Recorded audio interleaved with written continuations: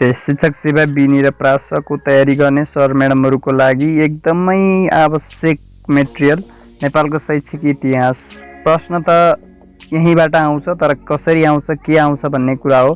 तर मैले यसलाई एउटा अर्कै तरिकाले यहाँ चाहिँ प्रेजेन्टेसन गर्ने तयारी गरेको छु र तपाईँहरूलाई यहाँ चाहिँ देखाउन सक्छु र म तपाईँलाई सरर पढेर सुनाउँछु र तपाईँले एकदम इम्पोर्टेन्ट कुराहरूलाई एउटा पनि नछोडिकन टिपोट गर्नु होला।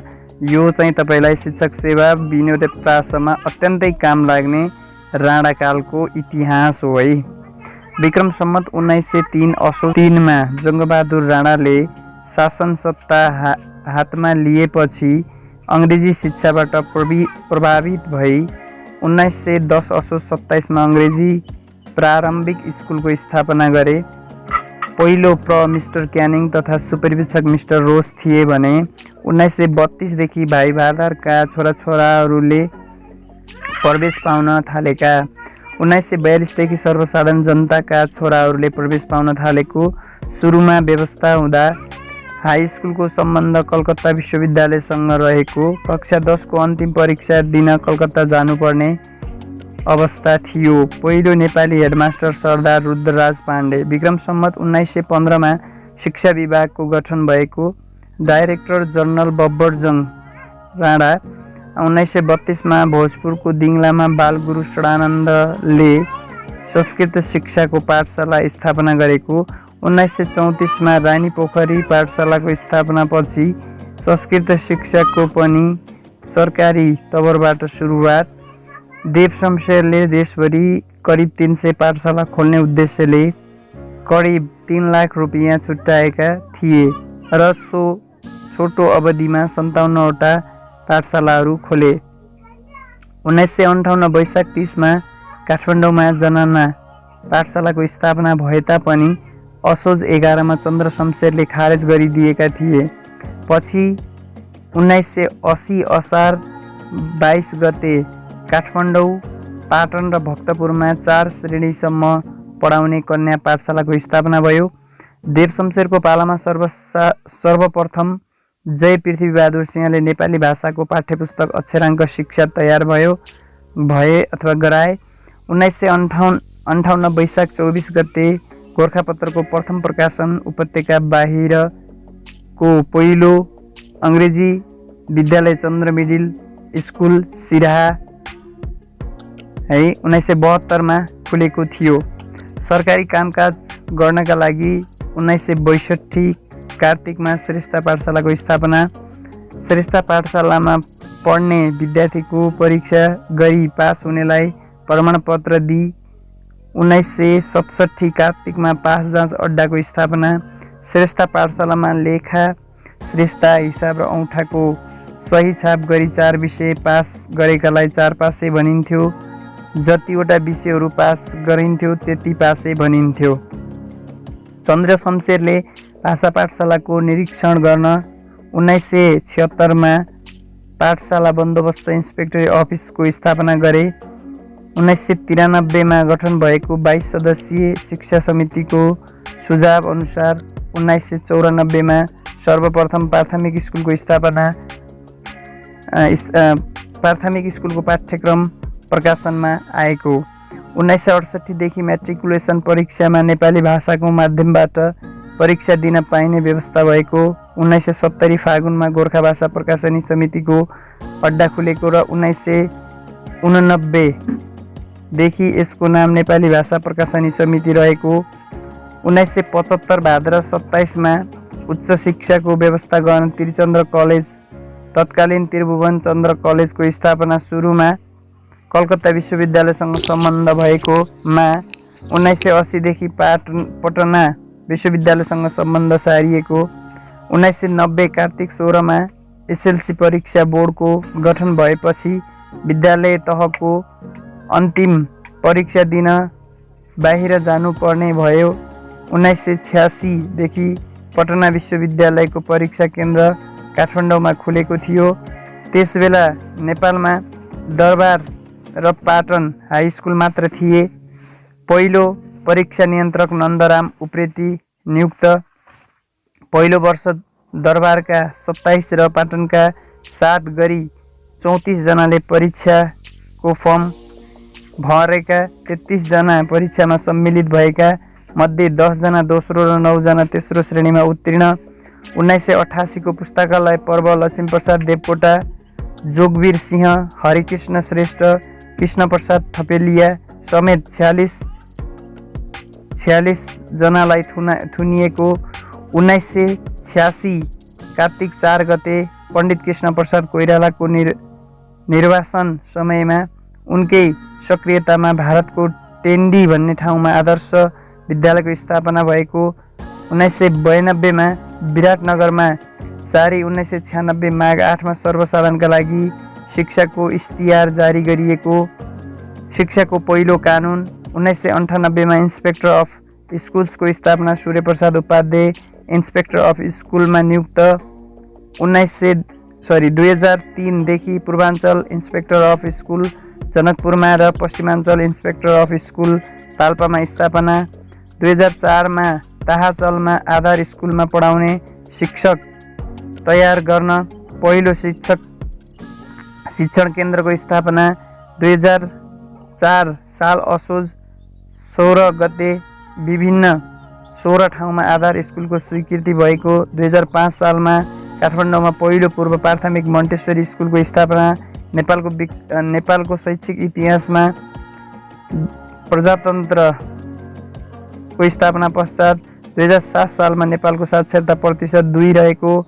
321 प्रावि, 11वटा मावि र 1 महाविद्यालय रहेको थियो।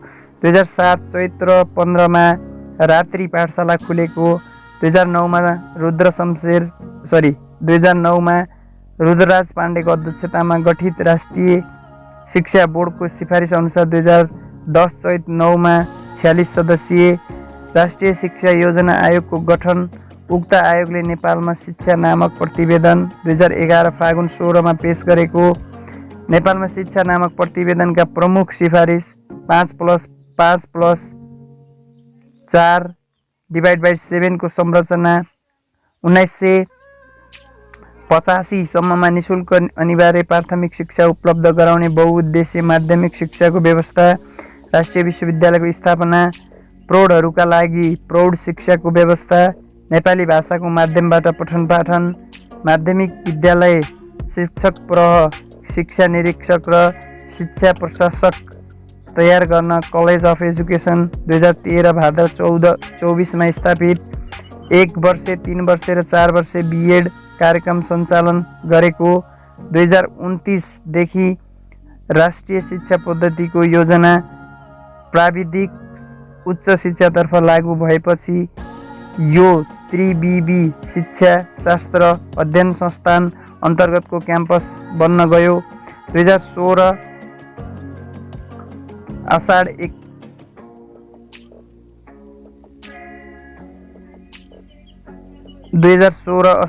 11 मा त्रिभुवन विश्वविद्यालयको स्थापना। प्रथम कुलपति कान्ति राज्यलक्ष्मी देवी शाह। 2 वर्षसम्म पटना विश्वविद्यालयकै पाठ्यक्रम बमोजिम सञ्चालन भएपछि 2018 देखि आफ्नै पाठ्यक्रम तर्जुमा गरी पठन पाठन सुरु। नेपालको शैक्षिक इतिहास आम निर्वाचन र पञ्चायतको पूर्वावधिमा 2017 सालको राजनैतिक परिवर्तनपछि अनुकूल शिक्षाको व्यवस्था गर्न तत्कालीन शिक्षा मन्त्री विश्वबन्धु थापाको अध्यक्षमा 12 सदस्यीय सर्वाङ्गीण राष्ट्रिय शिक्षा समितिको गठन। 18 वैशाख 25 मा समितिले 2018 असार 15 मा आफ्नो प्रतिवेदन पेश गरेको। यसका प्रमुख सिफारिस निम्नानुसार रहेको। सम्पूर्ण देशमा एकै प्रकारको शिक्षा पद्धति 5+6+3 को शिक्षा संरचना लागू गर्नुपर्ने र शिक्षाको माध्यम एउटै हुनुपर्ने। शिक्षालाई देश, समाज र व्यक्तिको निमित्त सबै दृष्टिगत उपयोगी बनाउनु पर्ने। प्राथमिक शिक्षालाई सम्पूर्ण देशभर निशुल्क एवं अनिवार्य गर्नुपर्ने। व्यावसायिक तथा प्राविधिक शिक्षातर्फ विशेष ध्यान दिनुपर्ने। सांस्कृतिक शिक्षालाई प्रोत्साहन गर्न सर्वसाधारण शिक्षामा नै समाविष्ट गराउने। संस्कृत लिने छात्रहरूसँग शुल्क नलिने र सकेसम्म छात्रवृत्ति उपलब्ध गराउने। समाजका प्रत्येक अङ्गलाई साक्षर बनाउन समाज शिक्षाको व्यवस्था गर्ने। देशका सारा शिक्षण संस्था उपर सरकारको नियन्त्रण गर्नुपर्ने। शिक्षण संस्था र त्यसबाट प्राप्त हुने उपाधि एवं नामाकरण आफ्नो संस्कृति एवं परम्पराको अनुरूप गर्ने, प्राथमिक विद्यालय पास, प्रथमा माध्यमिक विद्यालय पास, मध्यमा स्नातक पास, स्नातक शास्त्री, स्नाकोत्तर आचार्य आदि। उच्च शिक्षाको क्रममा पनि परिवर्तन ल्याउने र त्यसलाई सुगठित बनाउने, उच्च शिक्षातर्फ एकै प्राध्यापकले 2-3 काम गर्न पाउने व्यवस्थाको अन्त्य हुनुपर्ने। ओरेगन विश्वविद्यालय प्राध्यापक डाक्टर युग्बी वुड र ब्रुनो नालको दलले शिक्षा विकासको निमित्त व्यावहारिक सुझावहरू पेश गर्न टोली 2018 पौषमा यसले चलिरहेको विविध पक्षहरू प्रकारमा शिक्षाको विस्तार बन्द गर्ने, प्राथमिक तह 1:25 देखि 1:35 र माध्यमिक तहमा 1:20 देखि 1:25 शिक्षक विद्यार्थी अनुपात कायम राख्ने, आर्थिक स्रोत पुग्दो नपुग्दो अथवा नपुगुन्जेल 6 वर्षसम्मको लागि माध्यमिक शिक्षा स्थगित राख्ने, शिक्षण विधि र शिक्षण सामग्रीको 2026 कार्तिक 14 वासुदेव ढुङ्गानाको अध्यक्षतामा 7 सदस्यीय राष्ट्रिय शिक्षा सल्लाहकार परिषदको पुनर्गठन, शिक्षा प्रशासनको व्यवस्था उपयुक्त नभएको, शिक्षाको कार्यक्रम योजनाबद्ध नभएको, हाल विनियोजित रकमबाट सिफारिसहरू लागू गर्न नसकिने, मुख्य रायहरू प्रस्तुत गरेको प्रतिवेदनको कारबाही हुन नपुग्दै 2018 वैशाख 5 मा राष्ट्रिय शिक्षा समितिको गठन भएपछि औचित्यहीन भएको, 2017 मा जिल्ला शिक्षा निरीक्षकको व्यवस्था, 2018 मा अञ्चल शिक्षा अधिकारीको व्यवस्था, 2027 सालमा अञ्चल शिक्षा अधिकारी कार्यालय खारेज भएका, 2021 मा पूर्वमा धरान र पश्चिममा पोखरामा प्रमुख शिक्षा अधिकारीको व्यवस्था भई 2025 मा खारेज भएको, 2023 मा बागमती, नारायणी र गण्डकी 3 अञ्चलका 20 जिल्लामा प्राथमिक विद्यालयमा पढाउन चाहिने वा शिक्षक बन्न चाहनेले शिक्षण आधिकारिक पत्र लिनुपर्ने व्यवस्था लागू भयो। सीमित व्यक्ति वा संस्थालाई अति गोप्य तरिकाले योजनाको मस्यौदा तयार गरी राष्ट्रिय शिक्षा पद्धतिको योजना 2832 तयार गरियो। योजना गर्नका लागि शिक्षा ऐन 2028 को तर्जुमा भई चरणबद्ध रूपमा लागू गरियो। 2035 सालमा रेडियो शिक्षा शिक्षक तालिम आयोजनाको स्थापना, 2037 सालदेखि रेडियो तालिम कार्यक्रम सुरु, 2050 श्रावण 1 मा दूर शिक्षा केन्द्रको स्थापना, 2039 भाद्र 1 मा रणधीर सुब्बाको अध्यक्षतामा 5 सदस्यीय शाही उच्च शिक्षा आयोगको गठन, उच्च शिक्षामा सीमित रही गठन गरिएको यो पहिलो आयोगका मुख्य सुझावहरू: उच्च शिक्षा सम्बन्धी नीति निर्माण र अन्य काम गर्न उच्च स्तरीय राष्ट्रिय निकायको व्यवस्था गर्नुपर्ने, त्रिवीको केन्द्रीय प्रशासनिक संरचनामा परिवर्तन गर्नुपर्ने, क्याम्पस प्रमुखको पद सावधिक नराखी स्थायी रूपमा नियुक्ति गर्ने, प्राविधिक अध्ययन संस्थानको प्रमुखलाई रेक्टर शिक्षाध्यक्ष भन्ने, संस्कृत उच्च शिक्षाका लागि अलग विश्वविद्यालय स्थापना गर्ने, संस्कृत विश्वविद्यालय स्थापनाको आर्थिक दायित्व सरकारले बेहोर्ने, प्रजातन्त्रको पुनर्स्थापना पश्चात शिक्षाको समयानुकूल विकास र विस्तार गर्न, 2057 साल फागुन 14 गते राष्ट्रिय शिक्षा आयोगको गठन, 2048 श्रावण 13 मा पुनर्गठन, 1915 मा गठन भएको शिक्षा विभाग 2028 भाद्रमा विघटन भयो र 56 जेठ 9 मा पुनर्गठन भयो। 2054 वैशाख 12 को सरकारको निर्णय अनुसार तत्कालीन शिक्षा मन्त्री देवी प्रसाद ओझाको अध्यक्षतामा 19 सदस्यीय उच्च स्तरीय राष्ट्रिय शिक्षा आयोगको गठन भयो। तपाईहरूले यहाँनिर सुन्दा बुझ्दा र यो पढाइसकेपछि तपाईहरूले यहाँनिरको यो जुन मैले बनाएको मेटेरियल छ यसमा कुनै कुरा कमजोरी छ अथवा पाउनु भएको छ र तपाईको बुकमा कुनै कुरा फरक पाउनु भएको छ भने अवश्य कमेन्ट बक्समा कमेन्ट गर्नुहोला। नयाँ आउनुभएको छ टप ट्रिक्स मोटिभेसनल टप शैक्षिक न्युजहरू डेली लिएर अपडेट हुन चाहनुहुन्छ भने यो च्यानललाई सब्स्क्राइब गर्नुहोला। म आउनेछु फेरि जोस र जाँगर सहित अर्को भिडियोमा। त्यति बेलसम्मको लागि सबैजनाको दिन सुख रहोस्, शुभ रहोस्। जय नयाँ भिजन।